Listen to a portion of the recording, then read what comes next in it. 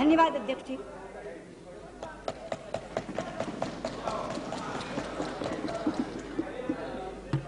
अध्यक्ष जी, जिस प्रस्ताव का विरोध करने के लिए आज मैं सदन में खड़ी हुई हूं, वो अविश्वास का प्रस्ताव नेता विपक्ष श्रीमती सोनिया गांधी जी ने कल इस सदन में रखा था। अध्यक्ष जी, प्रस्ताव रखते हुए चर्चा का प्रारंभ करते ही उन्होंने एक अच्छे प्रोसिक्यूटर की तरह हम पर एक के बाद एक 9 आरोप दागे। I charge this government for this, I charge this government for this, I charge this government for this। इसलिए अध्यक्ष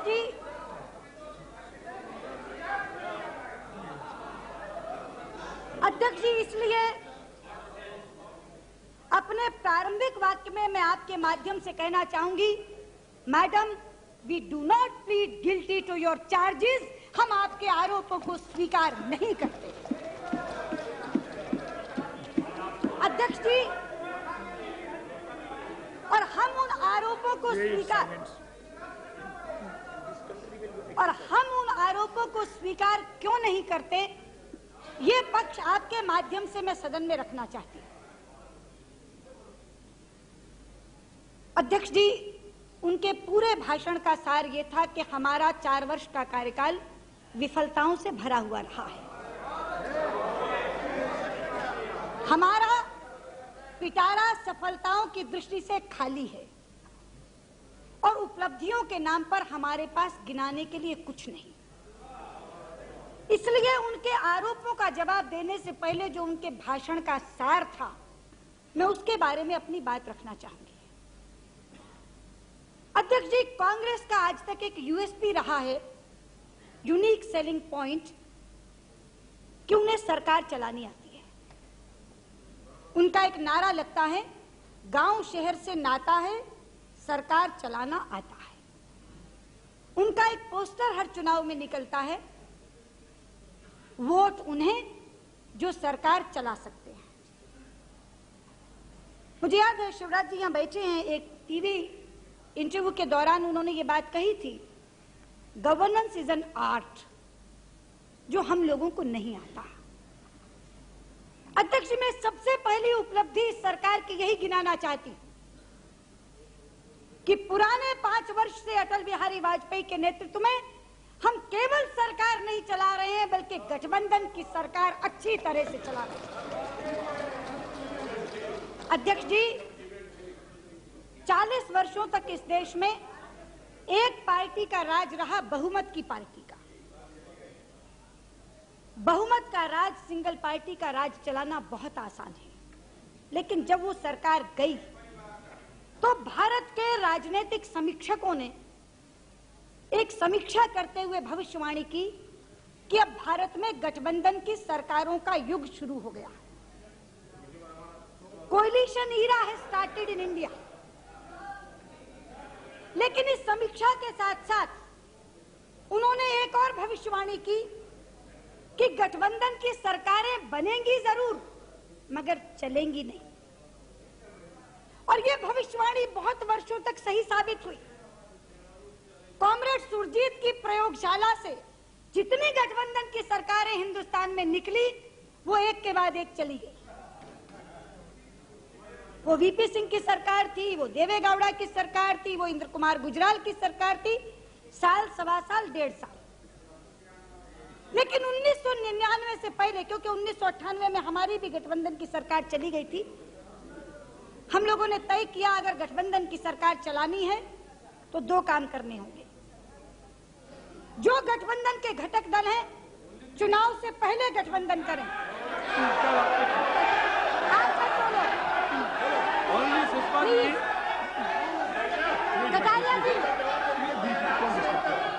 सुषमा जी, प्लीज,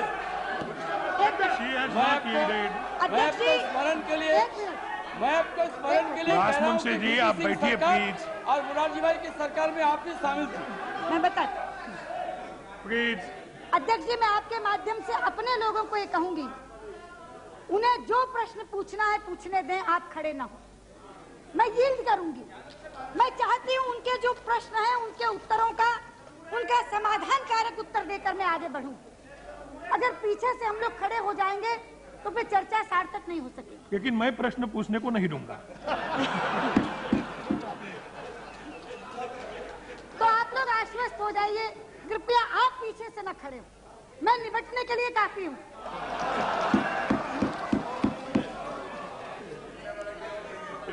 अध्यक्ष जी, वो ठीक कह रहे थे कि उस सरकार में हम भी शामिल थे। मैंने तो आगे कहा कि इवन हमारे भी एक गठबंधन की सरकार गई, लेकिन 1999 से पहले ये तय किया गया कि अगर गठबंधन की सरकार को सफल करना है तो 3 काम करने होंगे। गठबंधन चुनाव से पहले बने ताकि जनादेश गठबंधन को मिले। दूसरा, साझा कार्यक्रम पहले से तैयार हो। और तीसरा, निर्विवाद नेता का चयन पहले किया जाए। ये काम हमने 1999 से पहले किया।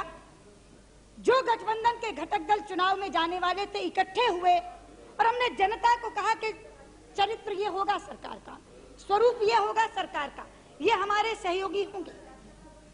हमने निर्विवाद नेता का चयन किया अटल बिहारी वाजपेयी के रूप में और हमने एक साझा कार्यक्रम बनाया। और अध्यक्ष जी, वो सरकार 1999 में जब आई तब से लेकर आज तक केवल चल नहीं रही है। पंजाबी की एक कहावत है, गज वज के चलना, वो गज वज के चल रही है। और आज भी जब अविश्वास प्रस्ताव पेश किया है विपक्ष ने, वो जानते हैं ये सरकार गिराने के लिए नहीं है, केवल चर्चा कराने के लिए है। और आज भी वो स्वयं कह रहे हैं कि अविश्वास प्रस्ताव के बाद सरकार गिरेगी नहीं, बल्कि सरकार चलेगी और अच्छी तरह से अपना कार्यकाल पूरा करेगी।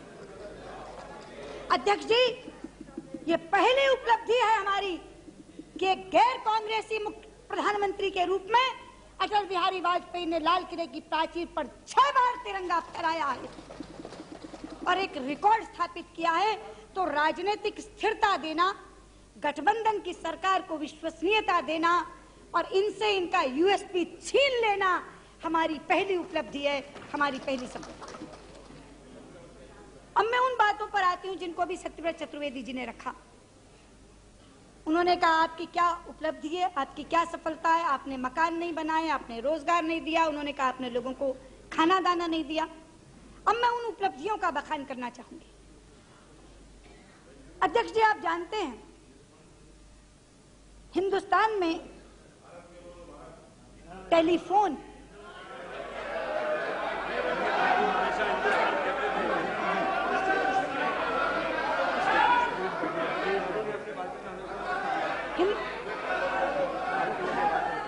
हिंदुस्तान में मैं किसी को भी रोक सकता हूँ, रामदास अठौगे को नहीं रोक सकता हूँ। बैठिए बैठिए रामदास, बैठिए। रामदास जी बैठिए। अध्यक्ष जी, हमारे देश में टेलीफोन की सुविधा लग्जरी मानी जाती थी, ऐशो आराम की चीज मानी जाती थी। 50 बरस में जो नेटवर्किंग टेलीफोन का तैयार हुआ था, उससे पूरे देश में 1,86,00,000 टेलीफोन कनेक्शन दिए गए थे। 50 वर्षों में 1,86,00,000 टेलीफोन कनेक्शन दिए गए थे। आप भी चुने हुए जनप्रतिनिधि रहे हैं, आपको मालूम है हमारे पास लोग चक्कर काटा करते थे, एक टेलीफोन का कनेक्शन दिलवा दीजिए। अगर एक कॉन्स्टिट्यूएंसी में लगा हुआ है तो एक दिल्ली में दिलवा दीजिए। एक लंबी प्रतीक्षा सूची, एक लंबी वेट लिस्ट।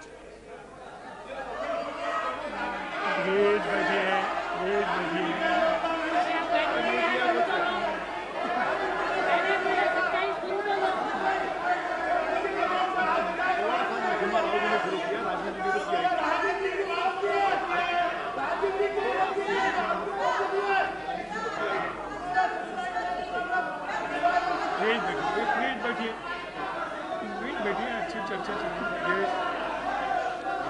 अध्यक्ष जी,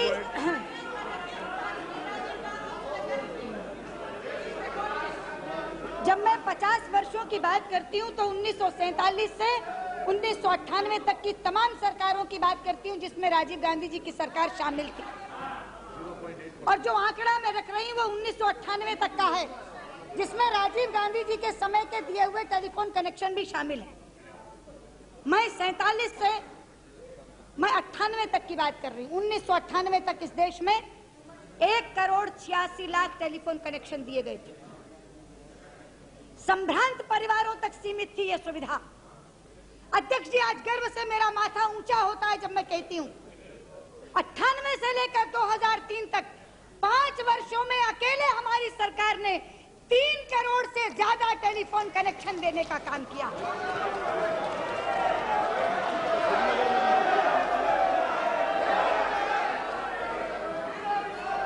अध्यक्ष जी, कहा तो टेलीफोन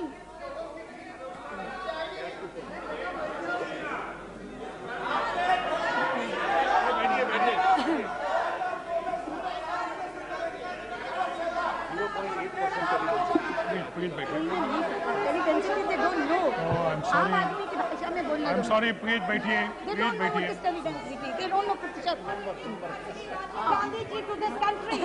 आप जब उत्तर देंगे तो फिर बोलिए उसमें, यहाँ बीच में क्यों रोकने की कोशिश? No please, please, I am sorry, I can't permit you to interpret. Please sit down, please sit down. अध्यक्ष जी,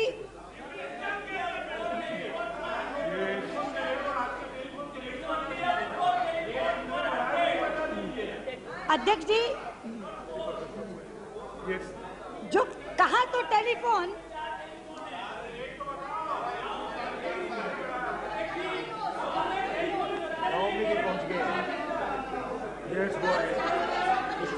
कहा तो टेलीफोन घर के लिए मुनासिब नहीं थे और कहा टेलीफोन जेब में आ गए हैं और एक जहमत बन गई है।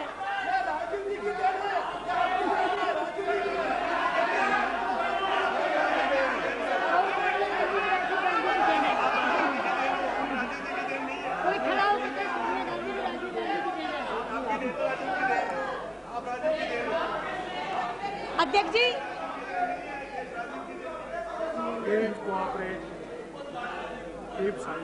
आप कोई मीटिंग करें, गोष्ठी करें, सेमिनार करें, संगीत सम्मेलन करें, सबसे पहली प्रार्थना ये करनी पड़ती है कृपया मोबाइल बंद कर लीजिए। एक एक की जेब में टेलीफोन पहुंच गया। दूसरी बात कहती, अच्छा दूसरी बता दीजिए किसकी देन है?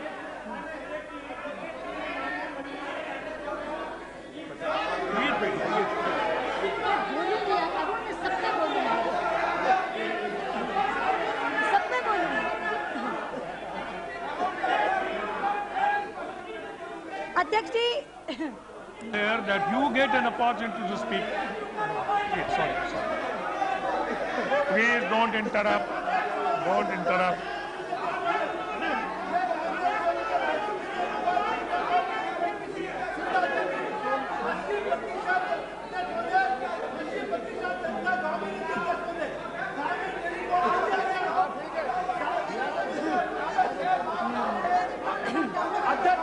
Please sit down. Please बैठिए। अध्यक्ष जी, अच्छा टेलीफोन तो राजीव गांधी की देन है, गैस कनेक्शन किसकी देन है? अब मैं गैस कनेक्शन की बात करती हूँ। बैठिए, अभी दूसरे विषय सुनिए। अध्यक्ष जी बताइए गैस कनेक्शन किसकी देन? अध्यक्ष जी, जिस समय हमारी सरकार सत्ता में आई, जिस समय हमारी सरकार सत्ता में आई,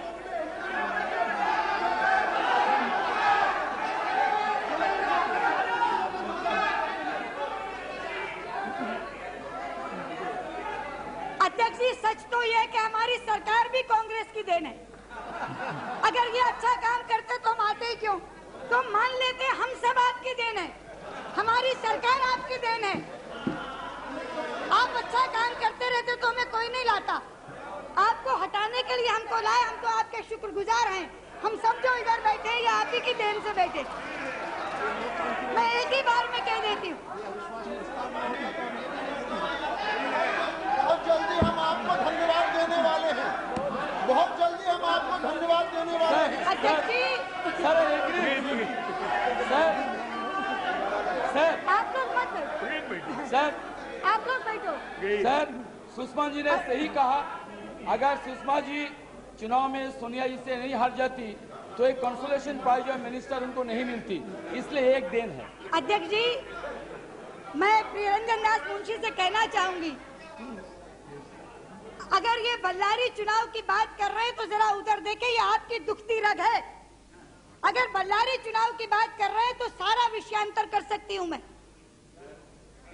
जो कॉन्स्टिट्यूंसी 12 बार की आपकी जीती हुई थी, मैंने बल्लारी देखी ना सुनी, केवल 12 दिन के लिए गई थी वहां।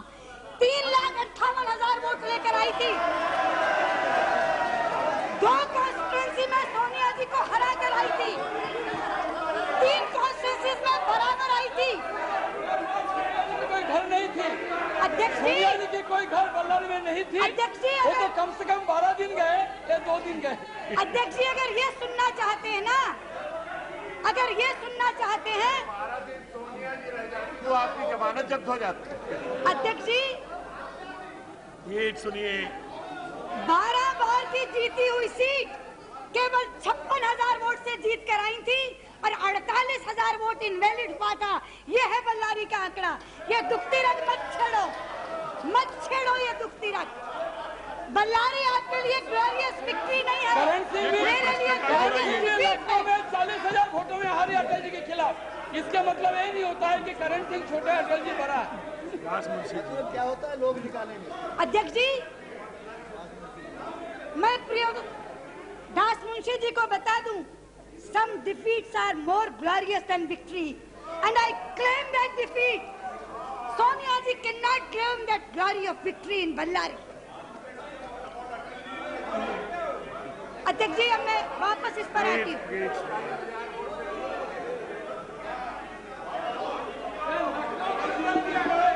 सर, सुषमा जी को लखनऊ के रिजल्ट के आंकड़े भी रखना चाहिए। अटल जी और करण जी की बराबर में कितना वोट की फर्क है। अध्यक्ष जी,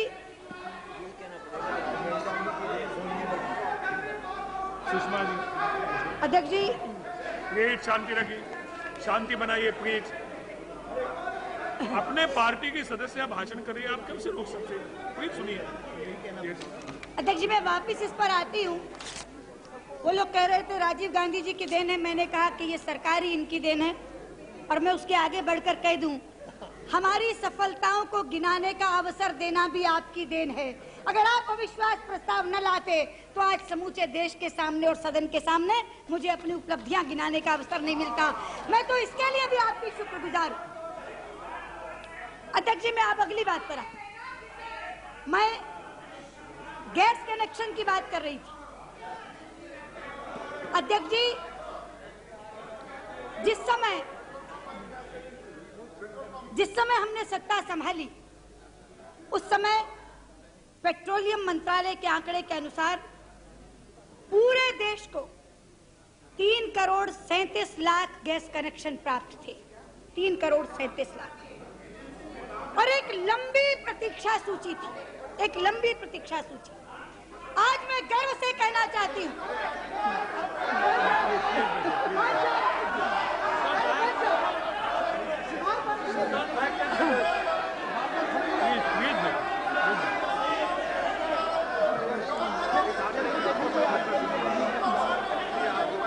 चतुर्वेदी जी, आपके लिए भी अच्छा लगता है। मैं सभी सदस्यों को विनती करता हूँ, सदस्य इस पक्ष के हो या उधर के हो, सुदीप बैठो। सदन में शांति रखना सभी का काम है। आप यदि टोका टोकी करेंगे तो दूसरे बाजू से टोका टोकी होगी और इसमें नुकसान आखिर सभी सदस्यों का और सदन का हो सकता है। इसलिए मैं बोल रहा हूँ, please you know I am speaking, you are discipline member of the house. So मेरी ये रिक्वेस्ट है सभी को कि जब सदन में एक वक्ता उनकी भूमिका रख रही है तो उनको रखने दो। बाद में आपको मौका मिलेगा, आप कह सकते हैं कि उन्हें जो बातें कही वो सही नहीं है, आपको तो मौका मिलने वाला है। तो मैं कहूंगा कि ये ठीक नहीं है। प्लीज सुनिए, सदन अच्छी तरीके से चले, मौका तो सभी को मिलने वाला है। जो टाइम दिया उसमें आपके ऊपर जो नाम है उनको मौका मिलेगा, लेकिन एक बाजू से शुरू करेंगे तो ये ठीक नहीं है। इससे बाकी मेंबर्स का नुकसान हो जाएगा। जो छोटे पार्टी के लोग हैं उनका नुकसान मैं नहीं करना चाहता हूं, उन्हें भी मौका देना मेरा काम है।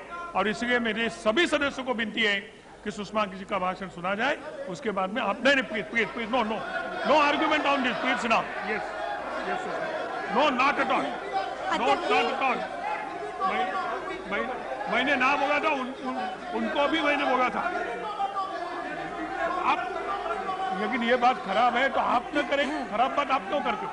यस अध्यक्ष जी, यस साइलेंस नाउ।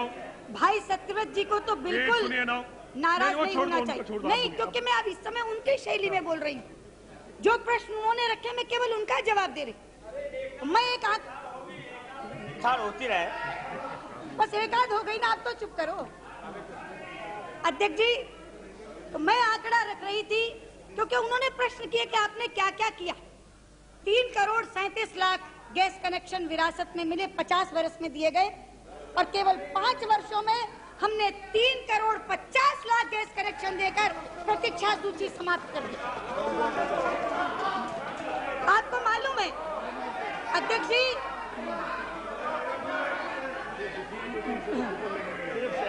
हम सांसदों को कूपन मिला करते थे, 50 कूपन मिलते थे, लाइन लगती थी,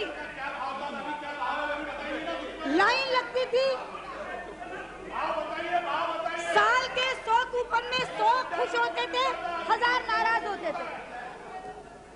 आज कोई लाइन नहीं, कोई कूपन नहीं, सारी प्रतीक्षा सूची समाप्त। अध्यक्ष जी, और आगे चलिए, ये दोनों चीजें भी राजीव गांधी की देन थी। अब मैं तीसरी पर आती हूँ। अध्यक्ष जी,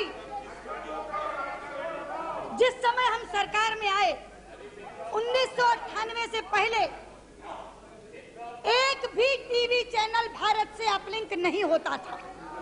ये तो राजीव गांधी जी ने नहीं किया, ये तो नरसिंह राव जी ने नहीं किया। पीए संगमा बैठे हैं यहाँ, सूचना प्रसारण मंत्री थे, पूछिए, आवाज उठती थी। मैंने स्वयं सदन में कहा, अरे आप भारत से अपलिंकिंग क्यों नहीं देते? भारत की टीवी कंपनियां, अध्यक्ष जी, भारत की टीवी कंपनियों के लोग थाईलैंड, हांगकांग, सिंगापुर, मॉस्को से अपलिंक करने जाते थे। हमारी विदेशी मुद्रा खर्च होती थी, रिजर्व बैंक के आगे लाइन लगाते थे, वहां से पैसा लेते थे विदेशी मुद्रा में। एक आदमी उनका टेप लेकर जहाज में बैठा रहता था, शटल करता था थाईलैंड, हांगकांग, सिंगापुर और मॉस्को के बीच में। हमारी सरकार आने के 3 महीने के अंदर हमने भारत से अपलिंकिंग दी। आज जितने टीवी चैनल आपको दिखाई दे रहे हैं, एक के बाद एक, आज के दिन आप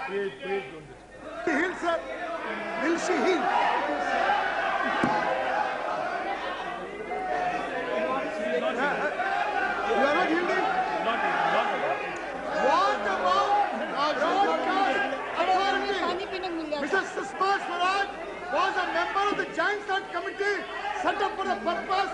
This government has been there for 5 years. There has been no broadcast authority. Let her answer the question. She was a minister twice. She was a gross failure as a minister. Sir, she for information अध्यक्ष जी, मैं बताती हूँ।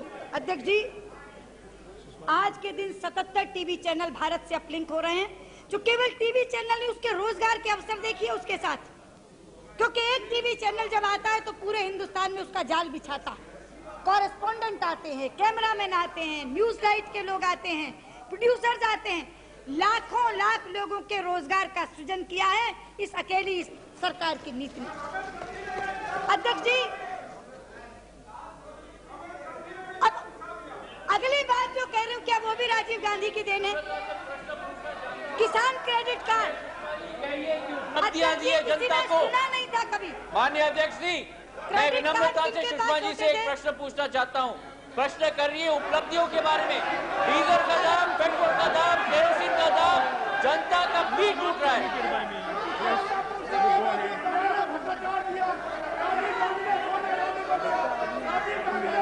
बैठिए, आप बैठिए।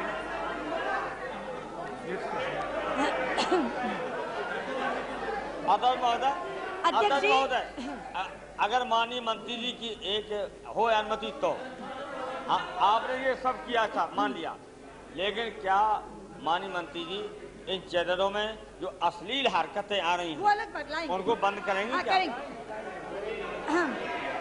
अध्यक्ष जी, credit card की कल्पना केवल और केवल संभ्रांत लोगों से जुड़ी थी। एमडीज का diners card, American card, visa card, कोई उच्च मध्यम वर्ग का व्यक्ति भी सोच नहीं सकता था कि वो कभी क्रेडिट कार्ड रखेगा। आप किसान की बात करते हैं, किसान की दुर्दशा पर आंसू बहाते हैं। यही सरकार का क्रेडिट और कल्पना है जिसने कहा कि किसान क्रेडिट कार्ड होगा और किसान उस क्रेडिट कार्ड से हाँ क्या सच नहीं है ये?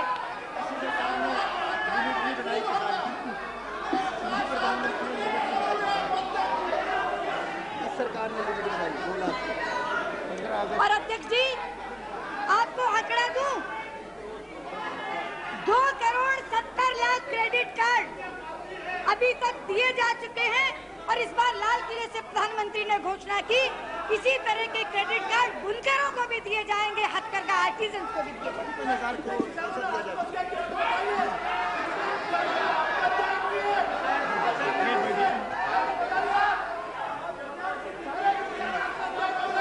Nothing should go on record excepting Sushma Swaraj speech. Please बैठिए, please बैठिए, बैठिए। Yes. और अध्यक्ष जी, 2,70,00,000 कार्डों में 55,000 करोड़ रुपए का ऋण किसानों को दिया गया है। ये पूछना चाहते हैं हमने किसानों के लिए क्या किया, वो भी खड़ी होगी। इप्सी जी was introduced by Shri Rajiv Gandhi ji. No, I'm not permitted to speak, please. Chaturvedi ji ने एक सवाल किया। Please silence in the house. जरा शांति बनाइए। चतुर्वेदी जी ने कहा कि हमने आपके इस ओर की सदस्य भाषण कर रहे हैं तो भी आप सुनना नहीं चाहते, क्या बात है? प्लीज बोलिए। यस। चतुर्वेदी जी ने एक प्रश्न पूछा था। She has not yielded. How can I permit it? Please, yes. कि 20 लाख मकानों की घोषणा की, क्या उसके आसपास भी पहुंचे? 50% भी नहीं बनाए। एक आंकड़ा देती हूं सिर्फ आपको। अध्यक्ष जी, 1970 में हुडको का निर्माण हुआ था जो मकान बनाने के लिए ऋण देती है। 1970 से 1998 तक 28 वर्षों में हुडको ने 10,390 करोड़ का ऋण दिया। 10,390 करोड़ का 28 वर्षों में। और आज मेरा माथा गर्व से ऊंचा होता है ये कहते हुए, 98 से 2003 केवल 5 वर्षों में हुडको ने 14,047 करोड़ रुपए का ऋण दिया। वो मकान बनाने के लिए दिया या किस चीज के लिए दिया? 20 लाख नहीं 50 लाख मकानों का निर्माण इस दर से निर्माण सरकार के उसमें हुआ। मैं केवल एक बात कहना चाहूंगा, आप कितने हजार रुपए का आपने खर्च किया? आपको मैं इजाजत नहीं दे रहा हूँ। Please sit down. Satyavrat ji, I don't permit you to speak.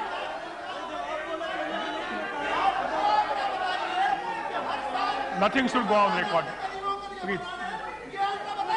I have not taken this on record, Sushma ji. You can continue your. मैं वही आंकड़ा दे रही हूँ और एग्जैक्ट आंकड़ा सुनोगे तो चौंक जाओगे। अध्यक्ष जी, नहीं ऐसे कैसे बोलते? मैं तब बोलूंगी जब ये चुप होंगे। अध्यक्ष जी,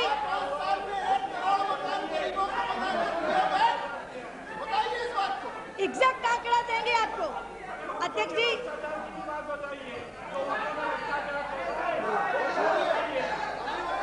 $10,390 करोड़ 28 साल में, 14,047 करोड़ 5 साल में मकान बनाने का ऋण।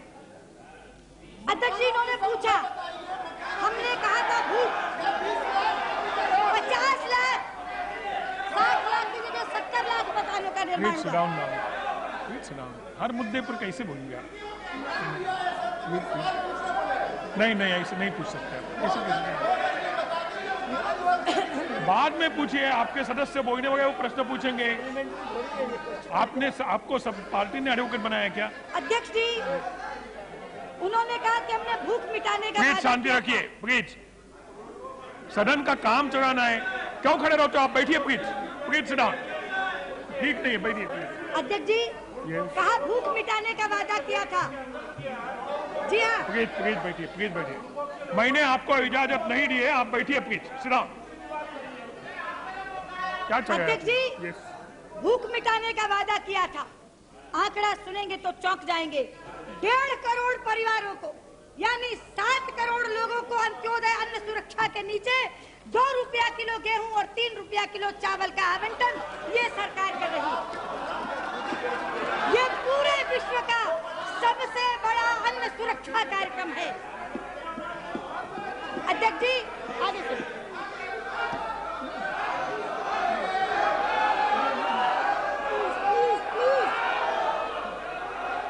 अध्यक्ष जी, अब मैं राजीव गांधी जी और नरसिंह राव जी की पूरी दिन के अनुसार एक आंकड़ा देती हूँ।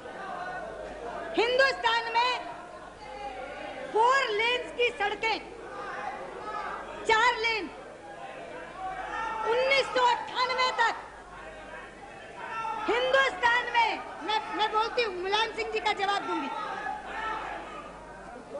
अध्यक्ष जी, आप हैरान होंगे, आजादी के 50 वर्षों बाद तक हिंदुस्तान में 4 लेन की सड़क केवल 556 किलोमीटर बनी थी, केवल 556 किलोमीटर।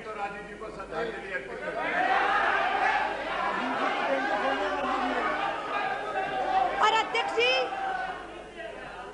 आज गर्व से मैं इस सदन में कहना चाहती हूँ, हमारी सरकार ने 14,846 किलोमीटर 4 लेन और 6 लेन की सड़क निर्माण करने का काम किया है। कल मुलायम सिंह जी कह रहे थे, क्या होगा इन सड़कों पर, कौन चलेगा? विदेशी चलेंगे, विदेशी कारें चलेंगी। मुलायम भाई, हमने कोई पट्टी वहां नहीं लगा रखी कि उस पर स्वदेशी कार नहीं चल सकती, विदेशी कार चलेगी। लेकिन मैं मुलायम सिंह जी को कहना चाहती हूँ,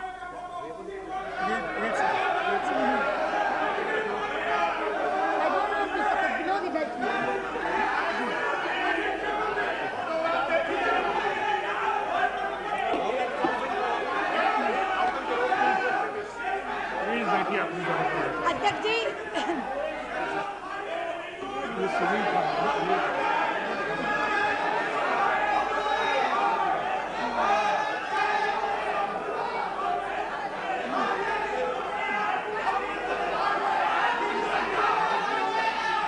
प्लीज ऐसी चीज नहीं दिखा सकते आप।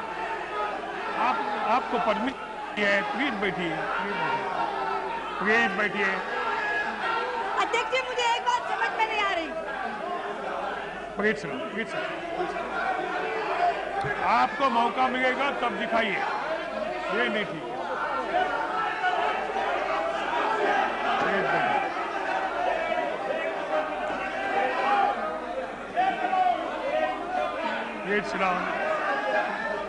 अध्यक्ष जी, मुझे एक बात समझ में नहीं आ रही।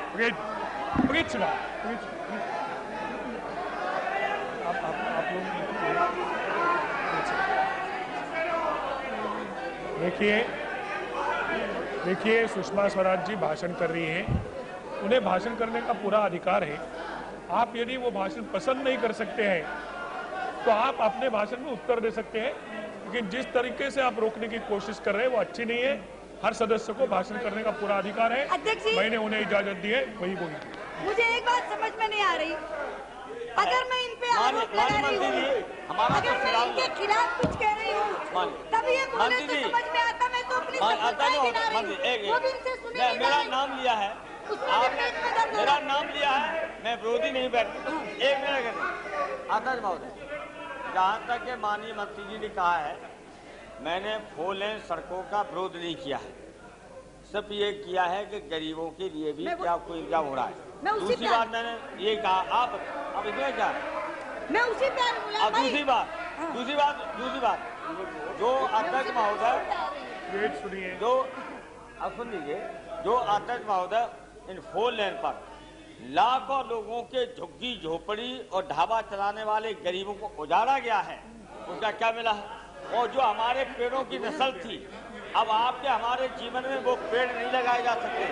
क्या वो पेड़ों का अब शीशम के पेड़ ऐसे मिलेंगे तो लोहे से काटेंगे। और तीसरी बात है, क्या विदेशी ही आपको इंजीनियर मिले थे? क्या देसी इंजीनियर नहीं मिले हैं? क्या विदेशी ही कंपनियां मिली हैं? क्या देसी कंपनियां क्यों नहीं है, ये मैंने पूछा, ये बात है। मुलायम भाई, मैं उसी का जवाब दे रही थी। उन्होंने जो मेरा ऐसे समय का कोई, मुझे तो बल्कि समय की सीमा राज्यसभा में वोटिंग के लिए जाना, लेकिन मैं आपसे कह रही हूँ, अगर मैं इन पे आरोप लगा रही हूँ, कोई इनके खिलाफ बोल रही हूँ, तब तो समझ में आए खड़े हूँ।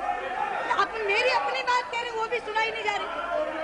तो मेरा मैं मुलायम सिंह जी का जवाब मैं कह रहा हूँ, देसी कंपनियों क्यों नहीं दे रही, देश के इंजीनियर क्यों नहीं लगा रहे जो बेरोजगार घूम रहे हैं, सारे बेरोजगार हैं इंजीनियर। मैं गरीब की सड़क की बात कर रही हूँ। अध्यक्ष जी,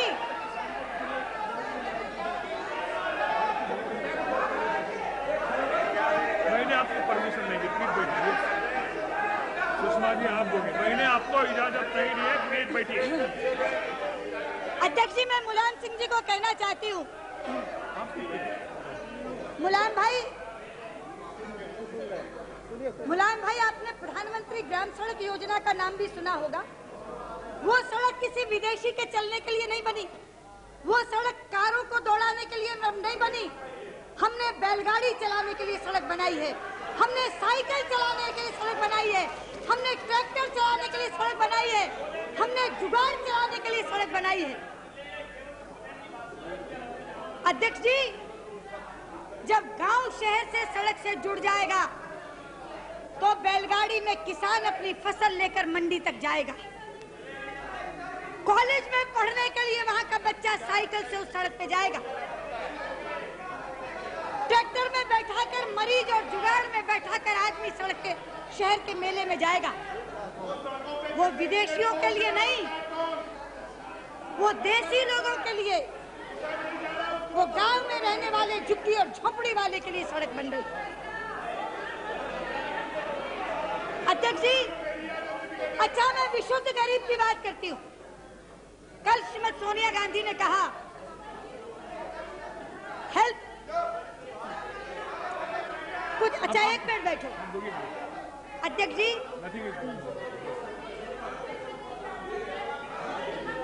कल श्रीमती सोनिया गांधी जी ने कहा हेल्थ एंड फैमिली वेलफेयर में कुछ नहीं हुआ। सोशल सेक्टर का जिक्र किया उन्होंने। राजकुमारी जी बैठिए। एक तो हर व्यक्ति खड़ा हो रहा है, जो कभी नहीं बोलता उसे भी आज ही सवाल सूझ रहा है। गर्मी आ गई, गर्मी आ गई। जो कतई चुप रहते हैं वो भी आज खड़े हो रहे हैं।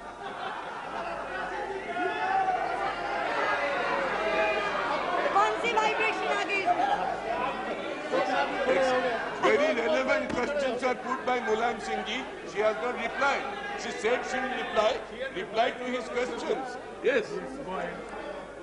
अध्यक्ष जी, कल श्रीमती सोनिया गांधी जी सोशल सेक्टर्स पर बोल रही थी, तो उन्होंने कहा कि हेल्थ एंड फैमिली वेलफेयर में कुछ नहीं।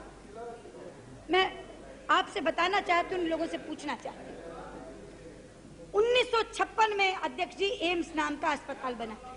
1956 में, तब से लेकर 2003 आ गया, बीमारी बढ़ी, कंगाली बढ़ी, पूरे हिंदुस्तान के लोग एक दिल्ली के एम्स पर आने लगे। मरीज और मरीज के साथ दो तीमारदार, मरीज की परेशानी अलग और तीमारदारों की परेशानी अलग। सरकार जब सरकार आई, कभी किसी ने सोचा कि एम्स नाम का एक दूसरा अस्पताल भी हिंदुस्तान में जोड़ दिया जाए? बरसों बाद एक निग्रिम्स की बात हुई, 10 साल तक एक ईंट नहीं लगी उसमें।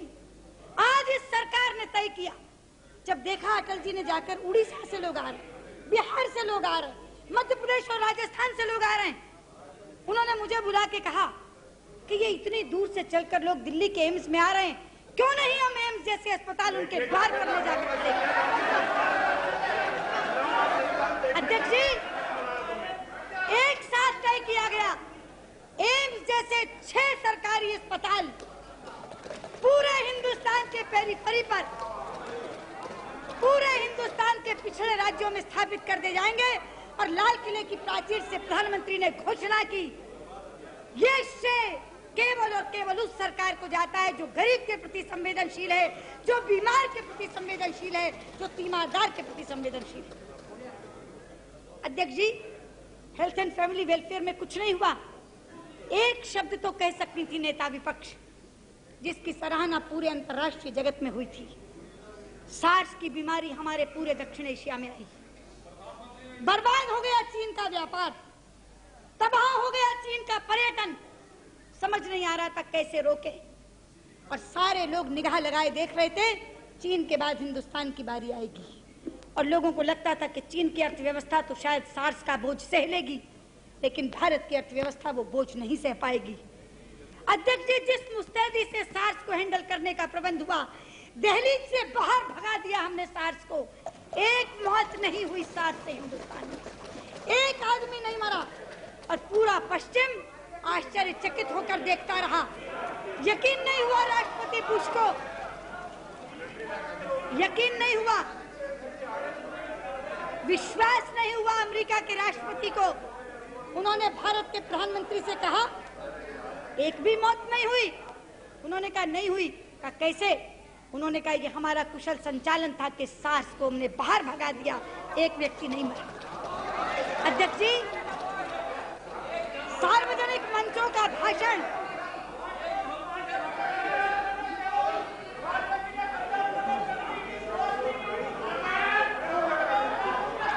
बैठिए प्लीज।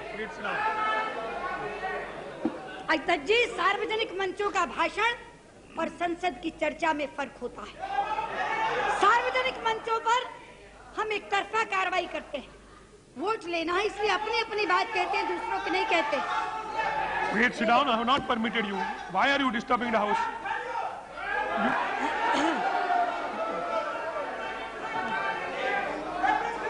Please sit down.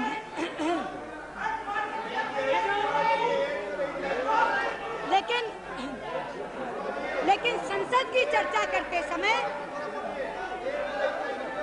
लेकिन संसद में चर्चा करते समय अगर हम सही को सही और गलत को गलत कह दें, जो चीजें सराहना के काबिल हैं उनकी थोड़े शब्दों में ही सही सराहना करते हुए आलोचना करें, तो आलोचना की विश्वसनीयता भी बढ़ती है और वो आलोचना देश के लिए हितकारी भी होती है। केवल आलोचना के लिए आलोचना करना वो दुर्भावना से प्रेरित लगता है। लेकिन अध्यक्ष जी, मैं कहना चाहती हूँ, ये 9 चीजें मैंने गिनाई। मेरे पास एक लंबी सूची, एक लंबी फहरिस्त है उपलब्धियों की, लेकिन चूंकि नेता विपक्ष ने 9 आरोप लगाए थे, इसलिए केवल 9 उपलब्धियां गिनाकर मैं उनके इस आरोप को बर्खास्त करना चाहती हूँ। अब मैं अगली बात पर आती हूँ। सोनिया जी ने जो आरोप लगाए उसमें एक लगाया डिफेंस को जेपरडाइज करने का, यानी रक्षा को खतरा में डाला, आंतरिक सुरक्षा को कमजोर करने का। दोनों हमारे माननीय मंत्री बैठे हैं, माननीय उप प्रधानमंत्री जी ने आंतरिक सुरक्षा के बारे और बाह्य रक्षा के बारे जॉर्ज फर्नांडिस साहब ने बहुत प्रभावी ढंग से जवाब दिया है। मेरा समय सीमित है इसलिए मैं उनको नहीं लेना चाहूंगी। मैं उनके उस आरोप पर आती हूं जहां उन्होंने कहा कि हम पार्लियामेंट्री डेमोक्रेसी को अंडरमाइन कर रहे हैं, संसदीय जनतंत्र को तोड़ रहे हैं। अध्यक्ष जी, मैं इमरजेंसी की चर्चा नहीं करूंगी क्योंकि उसकी चर्चा कल आदरणीय आडवाणी जी ने की है। Sushma ji, please point about it. Yes. Intervene. Please. Sir, she can only intervene. What she has now said is she is going to reply to the charges which has been leveled by the opposition.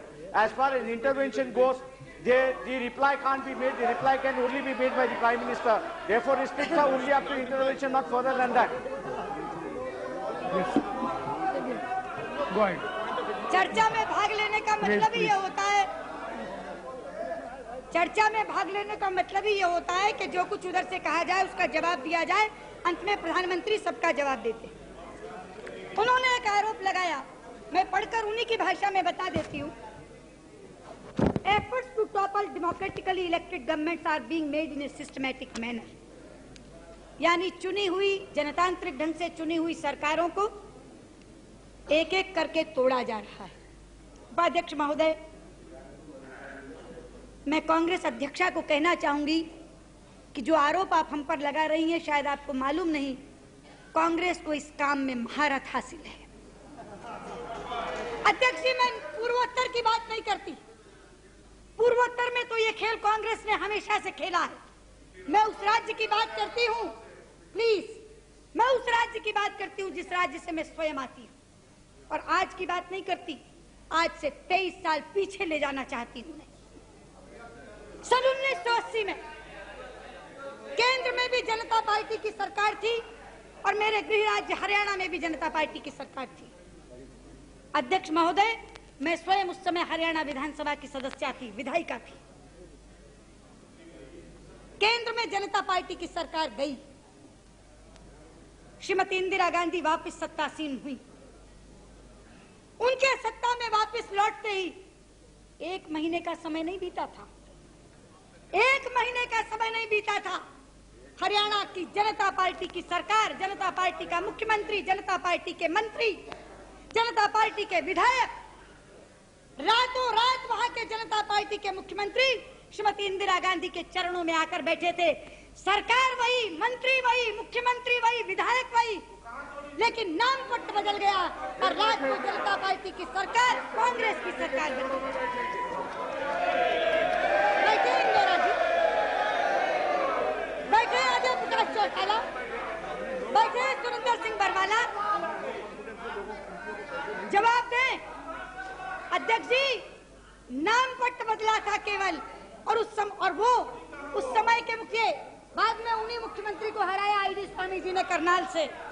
वो उनके मुख्यमंत्री आज भी कांग्रेस के सम्मानित नेता हैं।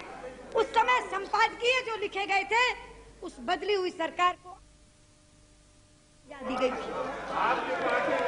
44 लोग थे। अध्यक्ष जी, सरकार बदलने के बाद नहीं कहना, झूठ करती हूँ। अध्यक्ष जी, अध्यक्ष जी,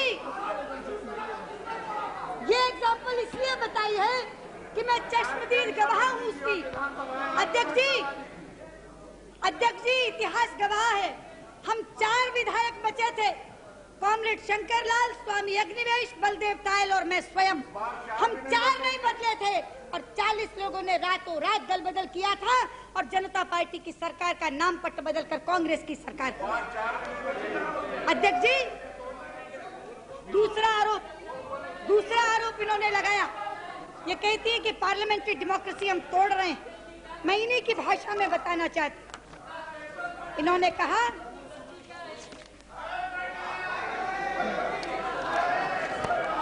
अध्यक्ष जी, मैं इनका आरोप पढ़कर सुनाती हूँ।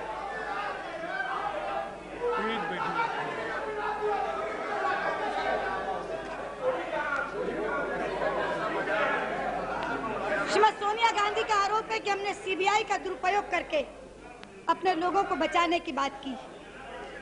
उन्होंने इस सदन से एक प्रश्न पूछा है हमसे, उनकी भाषा में ये प्रश्न। I would like your attention, Madam Sonia Gandhi. ये प्रश्न है उनका हमसे। Are those in high office above the law? Are they? It seems they are. No, madam, they are no longer. But there was a phase where they were.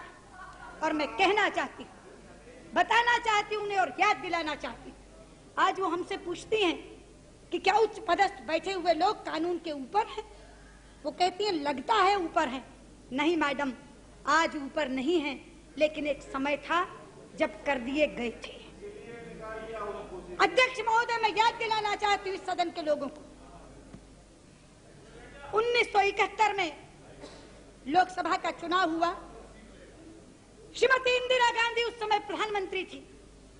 उनके चुनाव को राजनारायण जी ने चुनौती दी। 12 जून 1975 को इलाहाबाद हाई कोर्ट के जस्टिस जगमोहन लाल सिन्हा ने निर्णय सुनाया। निर्णय में इंदिरा गांधी जी का चुनाव रद्द कर दिया गया। उन्हें 20 दिन की मोहलत मिली सुप्रीम कोर्ट में एप्लीकेशन फाइल करने के लिए। वो सुप्रीम कोर्ट गई, सुप्रीम कोर्ट से स्टे मांगा, उन्हें कंडीशनल स्टे मिला। आप सदन की कार्रवाई में भाग ले सकती हैं, वोट नहीं दे सकती। और उस समय अध्यक्ष जी, सीबीआई का नहीं, इस सदन का दुरुपयोग किया गया। अध्यक्ष जी, संविधान का 39वां संशोधन इस सदन से पारित कराकर तय किया गया राष्ट्रपति, उपराष्ट्रपति, प्रधानमंत्री और लोकसभा अध्यक्ष के चुनाव को कोर्ट में चुनौती नहीं दी जा सकती। Their elections was made non-justiciable. ये कहा गया they were beyond law, कहा गया their elections are beyond judicial scrutiny। इसलिए मैं आपको याद दिलाना चाहती हूँ मैडम सोनिया गांधी, आज के दिन कोई भी आदमी लॉ से ऊपर नहीं है। अगर अटल बिहारी वाजपेयी चाहते तो अपने सहयोगियों को बचाने के लिए सारे केस वापस ले सकते थे, लेकिन नहीं, उन्होंने कहा law will take its own course.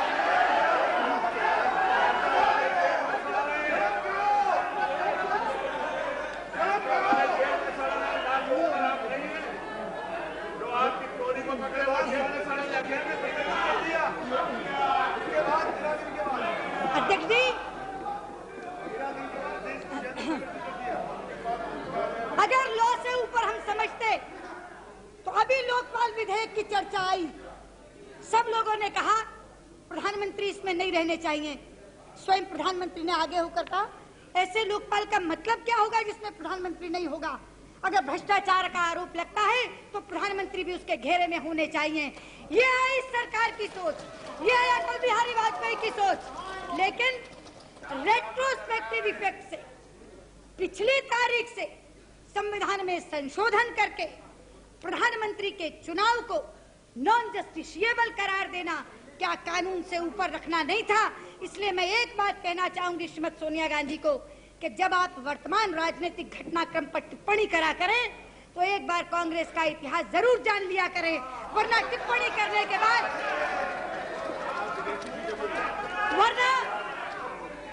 टिप्पणी करने के बाद आपको एम्बैरेसमेंट सहना पड़ता है, क्योंकि लोग आपको आपका अतीत याद दिलाते हैं।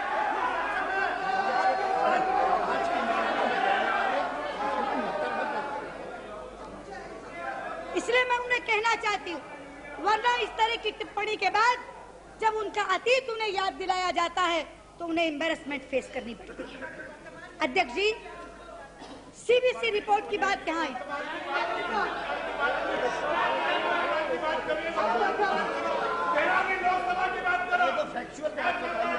अध्यक्ष जी,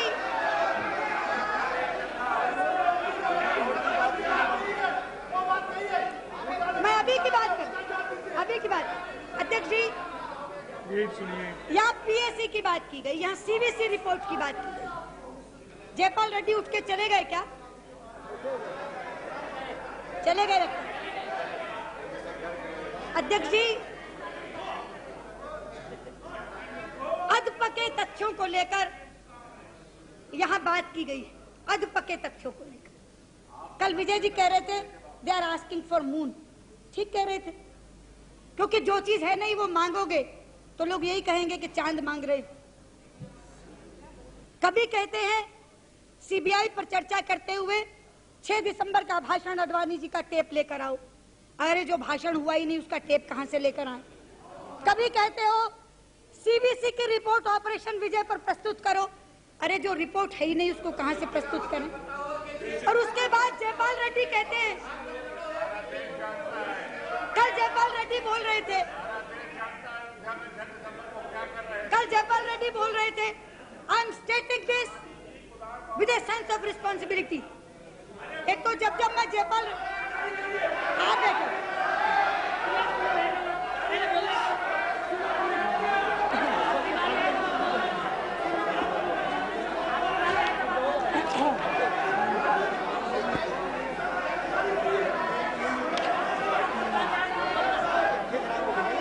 अध्यक्ष जी, Nothing is going on record. Please wait here, please. Yes. Sushma ji, how much more time will take? Because it's almost 1 hour now. जितना समय उसमें जा रहा, जितनी देर मैं चुप खड़ी रही हूँ उसको काटना पड़ेगा। अध्यक्ष जी, और हमारा अपना समय बहुत है। विजय जी यहाँ बैठे हैं, इतना समय है वो अपने आप उसमें से एडजस्ट कर ले। अध्यक्ष जी, जब मैं जयपाल रेड्डी जी को सुनती हूँ, पता नहीं कहाँ से भारी भरकम शब्द चयन करके लाते हैं। एक दिन मैंने कहा भैया वो डिक्शनरी टटोलो जिसमें से जयपाल रेड्डी शब्द चयन करते। आप यकीन मानिए दुनिया भर की सारे शब्दकोश अंग्रेजी के सारी डिक्शनरीज में लेके बैठ गई, लेकिन मुझे उसमें वो शब्द नहीं मिले। तो मुझे समझ नहीं आया कि कहां से हैं तो शब्द बहुत अच्छे। एक दिन मैं खान मार्केट के किताब बुक शॉप में खड़ी किताबें टटोल रही थी। आप हैरान होंगे, वहां मुझे एक किताब दिखाई दी, उसका टाइटल था 1000 इंसल्ट्स। तो मैंने कहा 1000 इंसल्ट्स, इस टाइटल की किताब भी कोई पढ़ता है? मैंने उठा के एक तरफ रख दी। कुछ दिन बाद मुझे दोबारा उस बुक शॉप में जाना पड़ा, तो मैंने देखा उसमें लिखा था 1000 मोर इंसल्ट्स। तो मैंने कहा इसका मतलब इसका पाठक जरूर है जो अपडेटेड वर्जन आ रहा है इसका।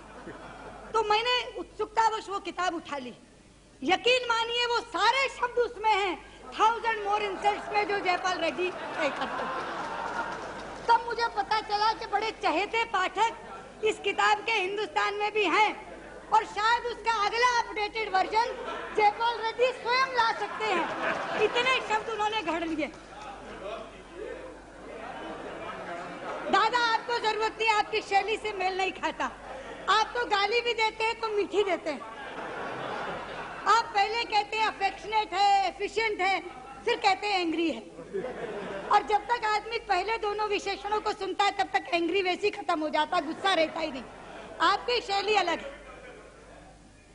जहां तक आपका प्रश्न है, आप तो बहुत स्नेह से बोलते हैं।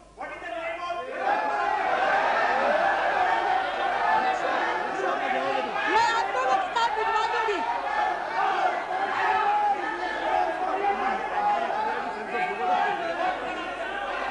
अध्यक्ष जी, अगर उन्हें वो किताब चाहिए तो मैं भिजवा दूंगी और आप कहें तो टेबल पे रख दूंगी।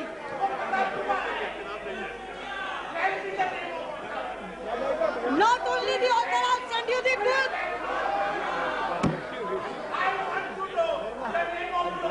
She is going to keep it on the table of the house. Please sit down. You will get a copy. Please sit down. Yes.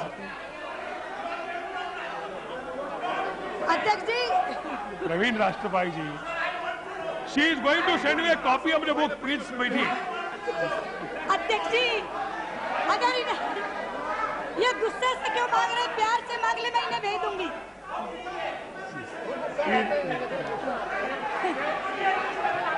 अध्यक्ष जी, नहीं, अगर राष्ट्रपाल जी को वो किताब पढ़ने में रुचि पैदा हो गई है। शांति बनाइए प्लीज। अध्यक्ष, एक मिनट। अध्यक्ष जी, अगर उनको इस किताब पढ़ने में रुचि पैदा हो गई है तो मैं उन्हें कहती हूँ ऑथर का नाम लेके पैसा खर्चने की जरूरत नहीं, मैं भिजवा दूंगी। और आप चाहें कि सारे कांग्रेसी पढ़ना चाहते हैं तो मैं यहाँ रखा दूंगी। I can tell you the name of the reader and his name is S Jaipal Reddy. अध्यक्ष जी,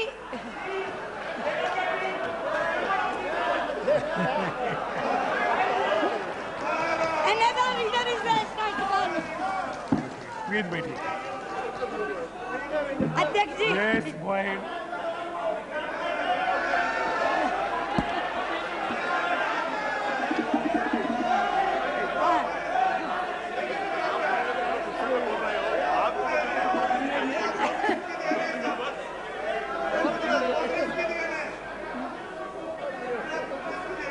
अध्यक्ष जी, उनका तो आचरण इंसल्ट करने वाला, उन्हें भाषा की क्या जरूरत है, शब्दों की क्या जरूरत है। अध्यक्ष जी, मैं ये कह रही थी, कल जयपाल रेड्डी जी ने ये बात कही और मैं पढ़कर सुना। उन्होंने कहा, I am stating with full sense of responsibility that there were 5 items in CAG report and in CBC report. और उन 5 आइटम्स में उन्होंने जिक्र किया AK-47 राइफल्स, AK-47 राइफल अम्यूनिशंस, उसमें उन्होंने जिक्र किया 155 mm बोफोर गन्स, उन्होंने जिक्र किया 355 एंड T-72 टैंक्स। अध्यक्ष जी, हमने ये दावा किया है कि CBC की रिपोर्ट केवल 2 आइटम्स पर है। सारे दस्तावेज ये कहते हैं कि CBC की रिपोर्ट केवल 2 आइटम्स पर है। लेकिन जयपाल रेड्डी कहते हैं कि सीवीसी की रिपोर्ट 5 आइटम्स पर है। कल आपके सामने ही बात हुई। उन्होंने इसमें यह भी कहा कि अगर कोई कॉन्ट्राडिक्ट करता है तो मैं फाइल नंबर देने को तैयार हूं। मैं कॉन्ट्राडिक्ट करती हूं। उन्होंने कहा with full sense of responsibility, I say it with greater responsibility. अध्यक्ष जी, जिन आइटम्स का उन्होंने जिक्र किया, एंड हाउ कुड ही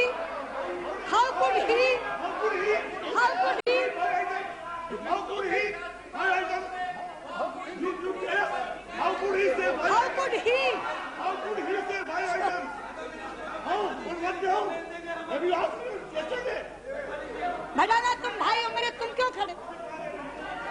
अरे थोड़ा लिहाज कर लो भैया। आप बैठो। भडाना जी, वो सिर्फ ये उनसे पूछ रहे हैं कि अगर मुझे कह रहे हो how can she, then how could he, ये तो पूछ सकते ना।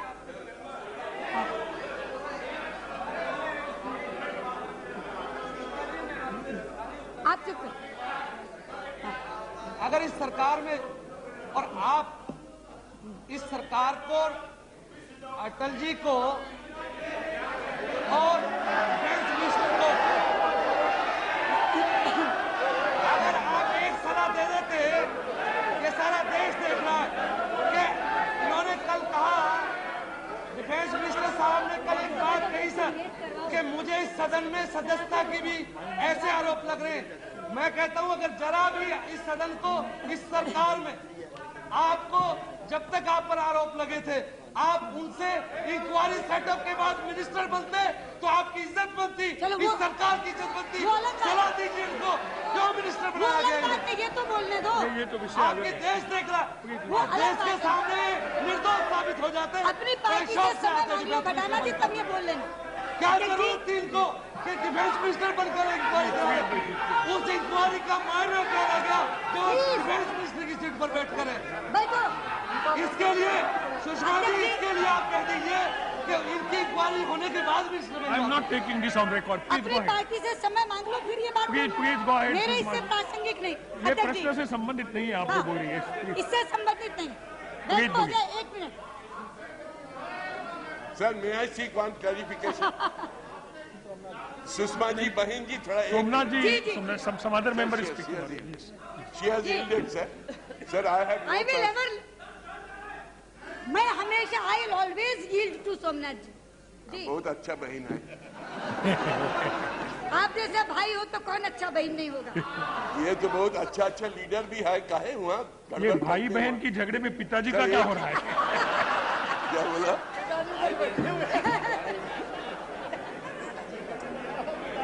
सर, एक ही clarification sir. I am not in the PSC.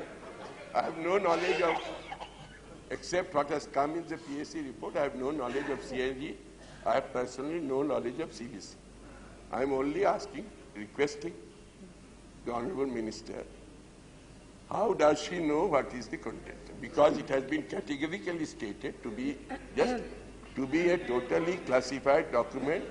It cannot be disclosed except to the Defence Ministry. Has the Defence Ministry disclosed it to the Parliamentary Affairs Ministry? Has it been disclosed to her?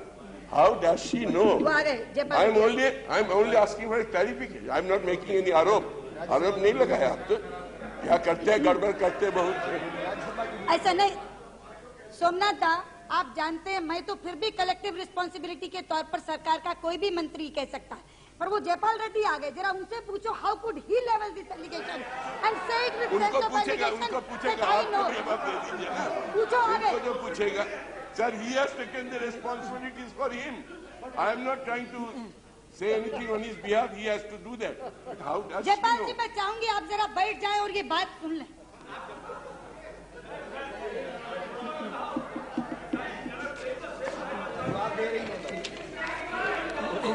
मैं जनार्दन जी, मैं repeat कर दूंगी, आप पीछे मुड़ कर न बताएं, मैं रिपीट कर दूंगी। आपने कल ये कहा that I am stating with full sense of responsibility. I am requesting. नहीं, मैं रिपीट कर दूंगी। He doesn't need your assistance. I'll repeat it for his benefit. Jaipal जी, आपने कल ये कहा I'm stating with full sense of responsibility that there were 5 items. And let me place those 5 items on record. उसमें आपने कहा A47 rifles, A47 ammunition, आपने कहा 355 tanks, T-72 tanks, ये सारी चीजें कही आपने। हमारा दावा ये रहा है कि सीवीसी की रिपोर्ट में ऑपरेशन विजय के समय से संबंधित केवल 2 आइटम्स हैं, जो 4.2 और 4.7 पैरा में। नहीं तो मैं अब आपकी बातें बता दूं, आप एक बार सिर्फ सुन लें, क्योंकि आपने कहा otherwise you will give the file number. A47 rifle का मामला 2695 2 जून 95 के कॉन्ट्रैक्ट का है। A47 राइफल अम्यूनिशन का मामला 23 दिसंबर 96 के कॉन्ट्रैक्ट का है। 155 mm गन का मामला मिप्रो के साथ का कॉन्ट्रैक्ट दिसंबर 93 से 97 तक का है। इनमें से एक भी चीज, अध्यक्ष जी, भी एक भी चीज ऑपरेशन विजय के समय की नहीं है। इसलिए उनका ये कहना कि वो जिम्मेदारी से ये बात कह रहे हैं, ये बिल्कुल गलत है। इसीलिए मैं कह रही थी कि अधपके तथ्यों के साथ चीजों को सदन में रखना, ये चीजें अनुत्तरित नहीं रहनी चाहिए, इसलिए मेरा कहना बनता था। I was wanting to refer to the file numbers. I was not asked. Number 2, their chief whip, Mr. Vijay Kumar Malhotra, yesterday said not a single item no, we never of said. Vijay operation we was never said. covered by CVC, while the madam says, as minister, 2 items were covered. Sir, which of the 2 is sir, covered? may I explain it? One of the 2 is covered. Who is lying? Sir, about मैं बताती हूँ, नाम लिया। कृष्णा कोल and Russian ammunition जो 4.2 और 4.7 paragraph में है, वो सीबीसी में वही है जो सीएनएजी की रिपोर्ट में है, लेकिन 205 बना देना है। एक मिनट, ये जो 2 आइटम्स का कहा गया है, उन दोनों आइटम्स पर भी वहाँ पर सीबीसी के पास गई, सीबीसी ने उन पे रिपोर्ट नहीं दी और ये कहा कि हम इसकी रिपोर्ट नहीं दे रहे, और ये यहाँ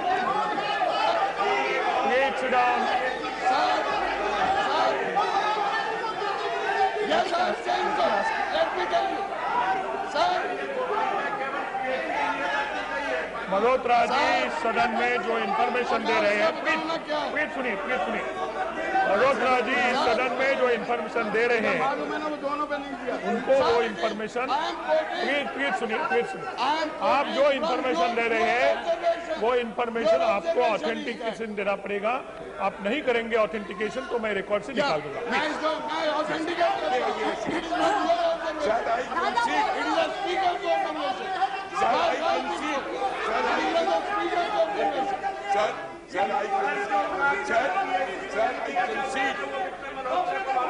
Please let me know. Observation में कहा कि उन 2 आइटम पर भी सीबीसी ने अपनी रिपोर्ट नहीं दी, उनके पास गया था। This is from your observation. Sir, I concede as a honorable important minister, as a cabinet minister, she is supposed to know. Very well, I concede. The defense minister has informed her for the speech or before. But sir, merely let me listen to Mr. Somnath Chatterjee, please. Merely take. Please sit down.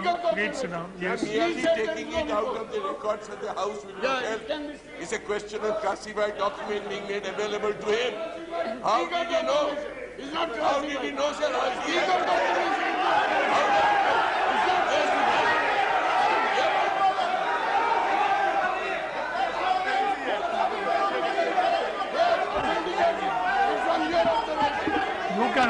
at it, keep it on record. We'll go through it. Yes, please. Yes, Sushma ji.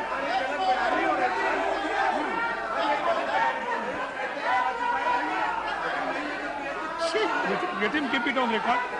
तभी मालूम पड़ेगा what next can be done.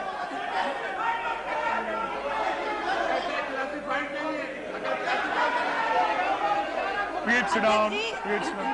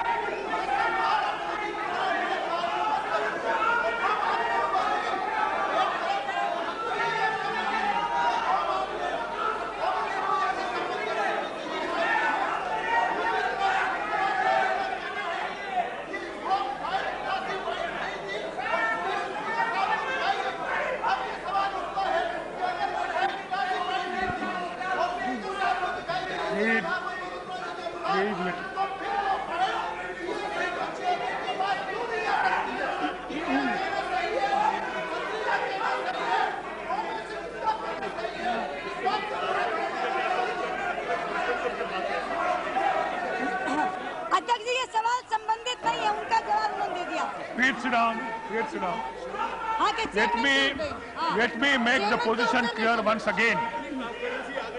आप क्या करें? Please. Let me make the position clear. Please.